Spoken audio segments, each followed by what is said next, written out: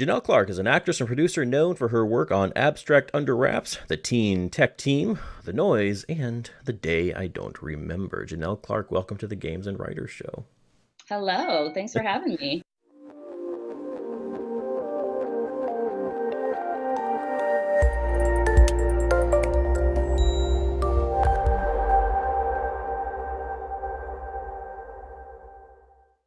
So you've done work both in front of and behind the camera. Which one of those roles do you prefer? In front of because it lets me be more creative, Hmm. but I'm also very goal oriented. So I like being behind the camera and kind of having that control over things. I don't want to say I'm a control freak, but it goes easier in my mind for me if I have some semblance of a hand in that pot. Right. No, that makes total sense. I tend to be kind of the same way.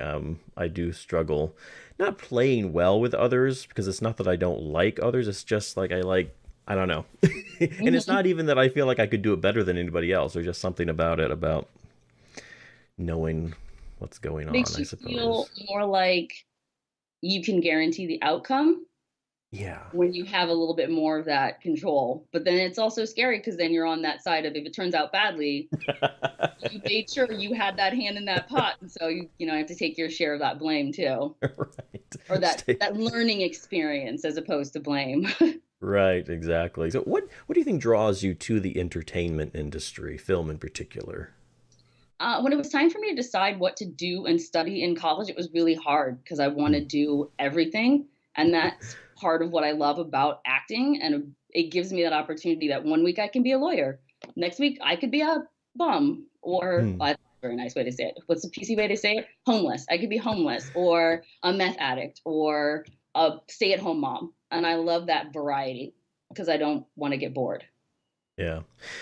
And that for in terms of the audience, do you think people are attracted to, say, films in particular because, and other art forms as well, because they provide an escape from reality, or is it more in terms of it helps them to understand their own reality? I think it really depends on the person. I'm more of the kind that I'm looking for that escape. Like, Mm. I love happy endings because the real world is so full of real life endings where things don't always end up perfect. I love that escape of going to a movie and knowing these two people are going to find their way to be together. This Right. group of heroes is going to find a way to stop this seemingly unstoppable force. I love that always win attitude it can have and that escape from the reality of, people lose a Mm. lot, you know. Yeah, and it does seem kind of like there's a bit of a trend in say Hollywood, for example, where you get maybe you don't get that happy ending, maybe things don't work out, and that's it seems like those types of films are considered higher forms of art for some Mhm. reason. What's your impression of that trend?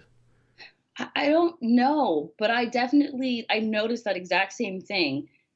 Like the darker a movie is, the more lost and broken things seem at the end, the more it's like, oh my God, we got to give these people an award, or Right. everybody. And I think a part of it is because looking at that side of life, and especially putting out for everybody your own self in that darkness and that horror, whatever it may be, it does pull a lot from you. That's not to say that being comedic and doing that lighter side isn't also its own different kind of work, but Mhm. you've got to really touch on some emotional inner things to really bring that out and present it authentically on camera. And so I think that's why they sort of get that higher accolade of like, you really touched that darkness, man. Good for Right. you. It's so funny because when I'm looking researching, say, a movie on Rotten Tomatoes, for example, I can Mhm. tell what kind of movie it's going to be based on the disparity between the audience rating and the critics rating. If the Yep. critics rating is high, it's a pretty good chance it's going to be depressing. Yep. And if the audience likes it, then everything's going to turn out okay. So just Yep. because it That's depends on probably what kind of a good mood I'm balance. in. So if you could be any character in any movie, who would that be? That's hard. Any character in any movie. I really like fighting movies. Hmm. Probably just for the coolness factor of everything, I would say The Bride in Kill Bill. Hmm. just because she does so much and so many different styles of fighting and has that journey, but things still end up good in the end. But she goes through a lot to get there. Right. No, that's a good answer. So, what is one thing that you would like to accomplish this year, whether it's acting, directing, producing, whatever it is? My focus, I kind of shifted into doing stunts. So Mm-hmm. this year, what I want to have happen by the end of this year is get a good, great stunt reel together, but also to have my first big fight scene. I've done a Mm. couple of stunt gigs this year, and they were some of the best days. Like, it's just so fun watching people do stuff that makes me cringe inside because I'm like, oh my God, you were jumping off a 100-foot tower. What is wrong with you? But some part of that still draws me, even though I do not like heights. So I want to get a good stunt reel together. And then I'd like to get at least 3 major stunt gigs under my belt this year. Hmm. What do you think it is about stunt work that attracts you? It's a lot of hard work, Yeah. but they make it look easy. And I want to Hmm. get to that point where people are watching me do a fight choreography scene or do a stunt. Like, I ride a motorcycle, so do a stunt motorcycle scene and go, man, she made that look easy. It's really interesting. We're talking about, say, acting and films in general. How, because you mentioned maybe not being a fan of heights, but you would Mhm. probably be willing to do that for a stunt role, I'm assuming. So there's Yeah. something about that, you know, maybe it's just the realm of art that draws people out and makes them do more than perhaps they thought they were capable of to rise to the occasion. And I've always found that interesting. And it happens not just in film, but in other fields of art as well. Yeah. It's always that pushing yourself and seeing how far you can go, and stunts especially, seeing how far you can challenge yourself and your body, because even no matter how much you train, every time you throw yourself to the ground, it hurts. It's not always fun. I mean, Right. you are making contact with concrete, and even though you know how to sort of minimize that impact, it's still, you feel it when you get up, But Yeah. being able to push through that pain and being able to push through those fears of, oh, this is really tall and I'm aiming for what looks like a very small pillow on the ground, and pushing past that and being able to do it anyway. It's like rising to the human challenge. And how does your spirit not soar when you do that? Right, absolutely. So take us through that process a little bit. When there's a stunt in a script, is the who decides like how it's going to be done? So typically, there's several visions of how it's going to happen. Hmm. The producer and director usually have their idea. The actor's going to have their own idea. But it ends a lot of the time when it's being done right, I feel like, with the stunt coordinator and sort of their team being the ones who really sort of flesh out and show you, like, well, those visions are all great. This is how we're bringing that vision to life, and trying to meld them together, but do that in a safe way. Because that's the first thing about it, is it's always safety. Like, a stunt's Right, great, but if someone dies on set while doing it, it's not worth it. right. Yeah, certainly not. What's the biggest risk that you've taken in your life and career thus far? Um, hmm.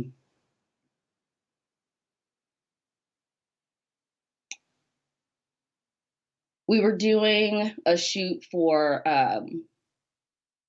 well, it was for a side project that didn't end up actually going anywhere, but we were doing a motorcycle scene, and I had to do some very fast motorcycle riding. And I'm not going to pretend like I don't ride fast on the freeway, but this was a little bit faster and a little bit tighter than I was really used to. And it was challenging, and you can feel it when you're on the motorcycle, like the cars next to you, but it Hmm. felt even tighter, even though I knew the space was technically bigger than what I normally get when I'm riding down the freeway, because cars don't expect me to be coming.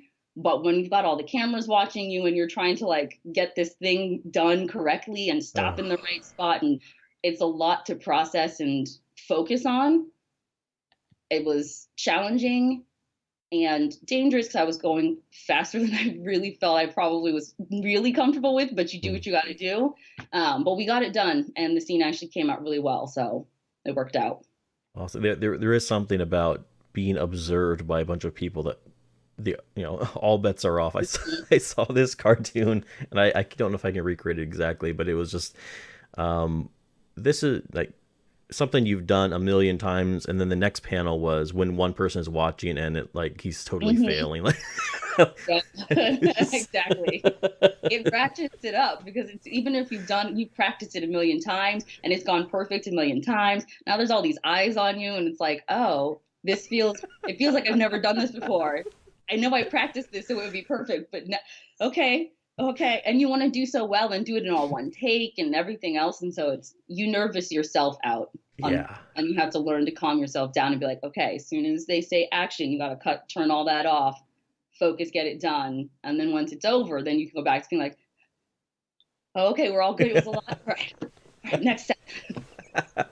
so going back, I guess a little bit to what we talked about earlier was if you had an opportunity to be in a project that was complete nonsense, but it would make a ton of money, or a film that was just a straight up masterpiece, but probably wouldn't bring in the bucks. Which one of those do you think you would choose? It's going to depend on what the actual script is. I Hmm. want to do whichever project I would want to watch. Does that make sense? Yeah. I would probably lean towards, I mean, it depends on what you mean by total nonsense. Are we talking like fantasy blockbuster Well, nonsense or like it's a mess, but it'll make money? I guess a mess to make money. I don't want to make any like, any actual specific examples. Okay. So then But in that case, I would probably have to side with masterpiece, but not necessarily going to bring the bucks because I want a piece that I can connect with. And if it's really just a hot mess, but we've put together a great ensemble, I'm not going to get as much out of it. yeah, That being said, if I'm broke, I'm broke. So if I need the cash, I mean, I'm right. not going to pretend like that doesn't factor into it. But all things being equal, Yeah, I don't know if that was a totally fair question. Certainly wasn't intended as a gotcha, by the way. It's always interesting to see what people say yeah. and all that. What is this is I guess kind of a silly question, but what does the perfect Sunday afternoon look like to you? Um, I've worked hard all week, but I get to actually be totally off. I have nothing that I have to do. I get to just do whatever I want to do. Preferably, it would be raining, not like a torrential downpour, nothing that's going to flood the streets of LA because they don't have actually good drainage on the streets. But I love the sound of rain, it relaxes me a Mhm. lot. And I'd be wearing my favorite little puffy cardigan sweater robe thing and just relax, have a nice meal, probably pasta, and veg out watching TV and knitting. That sounds amazing. I was talking with somebody else there in LA, an actress, and she was saying that the constant sunshine is great, but it Hmm. almost gets exhausting because you don't feel like you can waste a day. Like if you're living, say, in the Northwest or even say in the Midwest, where you get Hmm. plenty of rain, you can have those days where it's raining. Okay, I can just veg out. But if it's always nice all the time, like I got to get out, I got to do stuff, I got to keep, There's that So pressure to always be like going, and you feel like if it's really sunny and nice outside, everyone's like, well, why aren't you at the beach, why are you sitting at home? I'm like, because it's always sunny and nice. Like I just wanted to sit down for a while. And when you go to the beach, you get sand everywhere, even if you just stayed on the towel, it's everywhere. You get in the car and it's just coming out, and I just my couch is so much more comfortable. I can watch a beach scene on TV. That's You funny. watch a beach scene on TV, and all of a sudden, there's sand in your shoes everywhere. It's a nightmare. But that's where everyone wants to go. They come to visit and they're like, can you take me to the beach? I'm like, yes, I'd love to schlep across town so that we can bring home the sand. Right. That's too funny. What are you working on right now? Something that we can look forward to from you? So it's actually really funny. I think partly because we got this email, because we haven't done abstract under wraps in forever. But Mm. my writing partner, Sarah, suddenly called me about 3 weeks ago and was like, I don't know what it is, but I wrote a full 2 episodes of abstract under wraps the other day. And so she's planning to come and visit in a couple of months. And we're honestly thinking of filming it because the only reason we really stopped before was because we were producing it and financing it ourselves. Right. And as two, you know, single actors in LA, it's not exactly easy always to be putting out an episode each month. And so we ran out Mm, of funding was really the problem. But we're just both in a better spot and really loved those characters. I think because we created them ourselves and like took that time. So we're actually thinking of doing like reinventing Abstract Under Wraps and bringing back some episodes of that. interesting. Could you tell us a little bit about that show? Yeah, so it's essentially two best friends. One of them's a sort of artsy, up in the air teacher. While she teaches on the side to support her art habit. And the other one is my character, Jewel, or yeah, Jewel, sorry. And she's a spy. She works Mm, for the State Department in the mm, human resources. And but really she's a spy going on trips and doing that kind of thing. And it was all about her trying to do her spy life while also keeping her friend sort of not under control, but mm. tethered to the ground in a lot of ways, and sort of the hilarity that ensues around that, while also trying to uncoil this mystery that we never actually got to put out. Interesting. Yeah, well, definitely keep us up to date on that. I would like to Yeah. keep track of that and what you guys are up to and all that stuff. And going, down the road, if you ever need to come back on the show for whatever reason, talk about that or anything else, you and yours are always welcome. Oh, well, Really thank appreciate it. you. Absolutely. So, Janelle Clark, thanks so much for joining us here on the Games and Writers Show. I really appreciate your time. Yeah, thank you. This was fun.